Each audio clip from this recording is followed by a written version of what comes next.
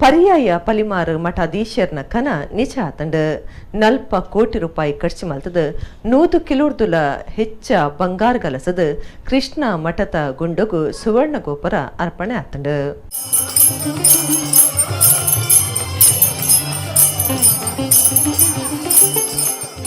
ಪರ್ಯಾಯ ಪಲಿಮಾರು ಮಠಾಧೀಶರ್ನ ಸಂಕಲ್ಪದಂಚ ಒಡಿಪು ಶ್ರೀಕೃಷ್ಣ ಮಠುಟು ಶ್ರೀಕೃಷ್ಣ ದಿವ್ಯರ್ನ ಗುಂಡ ಮಾಡು ಬಂಗಾರಡು ಮಿನ್ಕದಂಡು ಸುಮಾರು 40 ಕೋಟಿ ರೂಪಾಯಿ ಖರ್ಚು ಮಲ್ತದ 100 ಕಿಲೋರ್ದುಲ ಹೆಚ್ಚ ಬಂಗಾರ ಗಲಸದ ಗುಂಡುಗು ಮುಚ್ಚಿಗೆ ಮಲ್ತದ ಬಂಗಾರದ ಗೋಪುರ ಗುರುವಾರ ಲೋಕಾರ್ಪಣೆ ಆತಂಡು. ಮೂಜಿ ಬಂಗಾರದ ಮುಗುಳಿಕುಲ್ಲಾದ ಸಾರಥ್ಯನ್ಮ ಕಲಶಾಭಿಷೇಕ ಮಲ್ತದ ಅಟ್ಟಳಿಗೆ ಕಟ್ಟದ ಉಂತುದು ಅಷ್ಟಮಠಕ್ಲೆನ ಸ್ವಾಮೀಜಿಯರು ಮೂಜಿ ಮುಗುಳಿಗ್ಲ ಅಭಿಷೇಕ ಮಲ್ತೇರು.